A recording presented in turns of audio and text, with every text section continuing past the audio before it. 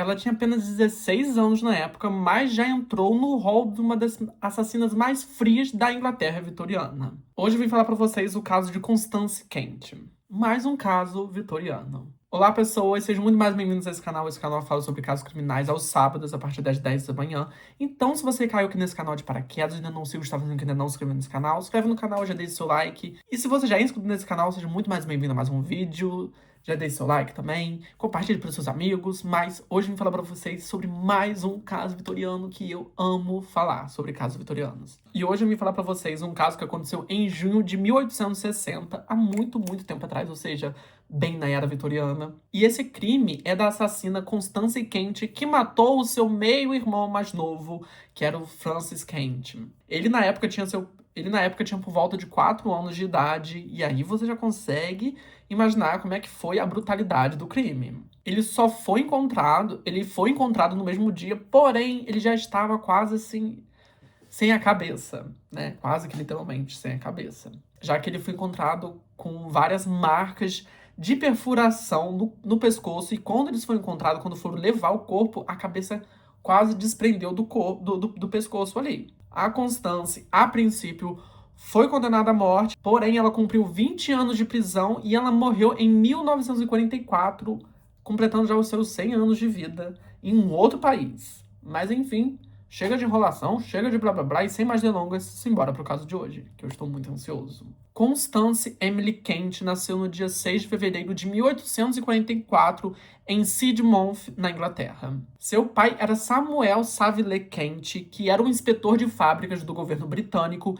e ele era conhecido já nos entornos ali por ser muito severo, muito rígido na educação dos seus filhos. E a sua mãe se chamava Mary Ann Kent, a primeira esposa de Samuel, com quem já teve alguns bons filhos. A família de Kent era de classe média alta, porém, eles estavam passando por algumas dificuldades internas, principalmente relacionadas à saúde mental e também algumas tensões ali familiares. A mãe de Constance adoeceu em 1952 e morreu naquele mesmo ano. Isso, a Constance tinha seus quase 8 anos de idade. E logo depois que ela morreu, o seu pai, o Samuel, que já era conhecido por paquerar algumas governantas, namorou e casou com a antiga governanta dos filhos, chamada Mary Drawe Pratt, e logo assim já começaram a ter filhos já. Constance e o seu irmão mais velho, chamado William, nunca aceitaram muito bem essa relação do pai e da nova madrasta, principalmente por causa dos seus meios-irmãos ali no meio. Isso também resultou em uma fuga deles, eles fugiram de trem, mas logo eles foram pegos, né? E nisso eles foram severamente punidos. Aí você já imagina já, né? Essa falta de carinho resultou em muitos ciúmes, muita rejeição. Isso era comum praticamente na idade vitoriana, na era vitoriana, principalmente pelas famílias que trocavam assim de mãe.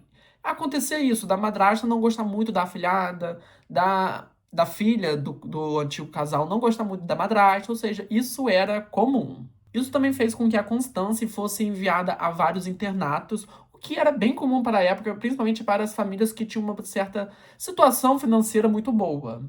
Nesse internato, ela foi descrita como uma pessoa muito sensível, com um temperamento muito intenso, porém, ela era muito inteligente e também muito dócil, vamos dizer assim. E foi nesse meio que a Constance cresceu, foi nesse meio bastante conturbado da família que a Constance cresceu. Ou seja, já vamos ver praticamente por que esse crime aconteceu.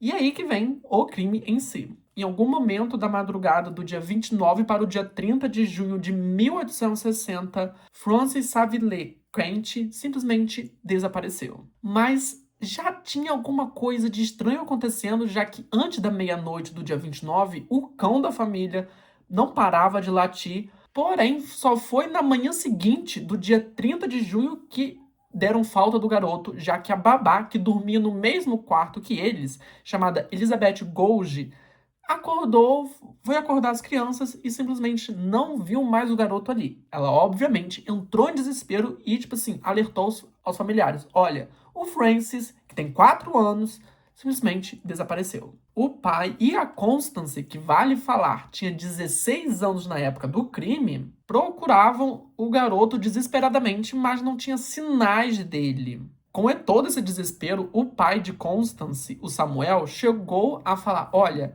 eu dou uma recompensa muito boa para quem tiver qualquer sinal do meu filho. Mas, enfim, ninguém estava encontrando. Após horas de preocupação e muita angústia, finalmente essa história teve um fim, mas foi um fim muito terrível, para dizer o mínimo. Alguns homens locais que foram chamados para poder ajudar na busca encontraram resquícios de sangue na casa dos criados e na latrina, principalmente na latrina, foi encontrada um cobertor envolto de sangue e por baixo desse cobertor estava o corpo de Francis. Quem pegou o corpo foi um homem chamado William Nutt, que era um sapateiro local, e ele disse que quando pegou o corpo, ele já estava pálido, mas ele ele ficou muito assustado, porque quando ele trouxe para cima, a cabeça quase se desprendeu do corpo, porque foi dada vários, assim, hematomas, não hematomas, foi dado vários ferimentos, principalmente no pescoço do garoto. E aí vem a investigação, que já aconteceu bastante reviravolta. A Scotland Yard foi chamada e, obviamente, como já era quase que costume da época, a principal e a primeira suspeita do crime foi a Elizabeth Golge, que era a babá da família. Ela foi dada como suspeita por ela ser criada, né, criada da família, por ter uma situação financeira menor, muito menor do que da família, fora também que não tinha sinais de arrombamento ou sinais de invasão ou alguma coisa, uma briga que tinha acontecido ali. Isso fez com que levantasse uma pulga, já que ela era a única pessoa adulta que estava dentro do quarto da criança. Fora também que ela disse que enquanto a madrugada estava correndo, ela não escutou nada acontecendo. Mas logo assim que eles começaram a investigar essa história, ela foi posta em liberdade, já que não tinha provas o suficientes para poder condenar ela, e também ela cooperou bastante com a investigação, ela respondeu todas as perguntas, se mostrou bastante preocupada, e por incrível que pareça, a mídia local, algumas mídias locais, estavam entrando em defesa da Elizabeth, dizendo que ela poderia estar sendo usada como uma espécie de bode expiatório ali. Quando a investigação começou a rolar e a perícia local foi feita, foi encontrada também um vestido de flanela ensanguentado perto da latrina. Coincidência ou não, a Constance tinha relatado que o seu vestido tinha desaparecido. Tudo piorou ainda mais para o lado de Constance, já que quando ela estava sendo interrogada, quando a investigação estava rolando, ela se mostrou extremamente calma, nada abalava ela, tipo assim, meu irmão sumiu, entende? Isso para a época se mostrou um tanto quanto suspeito, e essa suspeita aí estava certa. Foi então que o detetive Jack Wincher examinou a casa, os horários e os depoimentos e passou a desconfiar de Constance. Ele chegou a pedir que ela fosse formalmente acusada de assassinato, porém isso causou muito escândalo, principalmente entre, vamos dizer assim, a classe média alta, entre a alta burguesia da Inglaterra, já que ela era rica demais, já que ela era uma mulher. Como é que um homem pode acusar uma mulher de tal crime?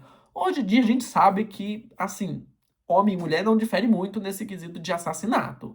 Se uma mulher quer ser cruel, ela vai ser tão cruel quanto um homem pode ser. Porém, ela não foi presa, já que não tinha provas o suficiente para constar que ela era a assassina. E também, vamos ser bem sinceros, ela era da alta burguesia. Ninguém iria culpar uma mulher daquele nível como assassinato. Com isso, a reputação de Jack Wincher decaiu um bocado durante um tempo, porém o caso ele teve uma reviravolta que ele, tipo assim, mostrou-se certo. Após a tragédia, a família se mudou para Wexham e mandou a Constance para um internato na França. Foi então que se passaram 5 longos anos para que esse caso voltasse, assim, à tona, voltasse, que alguém botasse lenha na fogueira, que foi a própria Constance. Constance estava se confessando para um padre chamado Arthur Wagner, e nesse confessionário ela disse que estava querendo confessar os seus pecados, porém estava com medo de que aquilo fosse um ato pecaminoso demais, e que estava com medo de que o Arthur pudesse dizer alguma coisa, botar pra fora aquilo tudo, mas ele falou, olha, confessa comigo que tá tudo, né, tá tudo numa paz. Porém, não foi o caso. Nesse confessionário, ela disse que tinha matado seu irmão, e foi então que o Arthur, sem saber o que fazer, ele chamou a polícia e falou, olha, essa garota aqui matou seu irmão. Em sua confissão, a Constance disse para o reverendo que ela tinha esperado todos dormirem, tinha roubado a navalha de se barbear do seu pai, foi até o quarto de Francis e simplesmente pegou ele do bebê, levou até o quintal e esfaqueou ele, principalmente no pescoço. O motivo, segundo a Constance, era que ela sentia muito ciúmes do irmão e não queria ter mais aquele garoto por perto. O julgamento aconteceu em julho de 1865, quase um pouco mais de 5 anos depois do ocorrido,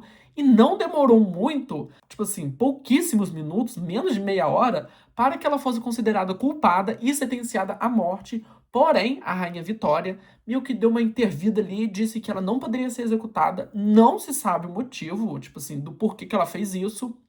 Então, ela foi condenada a ficar 20 anos aprisionada. Ela cumpriu esses 20 anos e logo ela saiu e foi morar com seu irmão William. Ela se mudou para a Austrália, onde seu irmão William morava, e lá ela ficou trabalhando como enfermeira e também ela morreu de causas naturais em 1944, 100 anos já, completando 100 anos já. Mas apesar da sua confissão, ainda existem algumas teorias se ela realmente é a autora do crime, já que pode ter sido o seu irmão que tinha mandado ela matar ou mandado ela meio que assumir a culpa pelo crime, já que os dois eram muito ligados, tanto que, como eu disse, eles chegaram a fugir, não gostavam da madrasta, e isso meio que influenciou ela a matar ou a assumir a culpa daquilo tudo. Fora também que o seu pai, ele é conhecido por, né, ter casos extraconjugais, ou seja, pode também ter sido ele, mas, assim, uma teoria bem, assim, rasa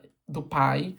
Não essa teoria do William. A teoria do William é bastante discutida e é bastante provável que ela realmente seja a verdade, vamos dizer assim. Mas então, esse foi o vídeo de hoje. Espero que vocês tenham gostado. Se gostar, não esqueça de se inscrever aqui no canal. E eu simplesmente amo, é meio macabro dizer isso? É, mas eu amo casos vitorianos nesse naipe, sabe? Desse negócio de que tem bastante teoria sobre quem é o assassino, sobre essas coisas meio macabras. Eu gosto muito desses casos, principalmente desses casos envolvendo a alta burguesia, que é praticamente o que mais tem de caso vitoriano, que a gente tem conhecimento. Mas então, esse foi o vídeo. Até semana que vem para mais um caso criminal e tchau, tchau.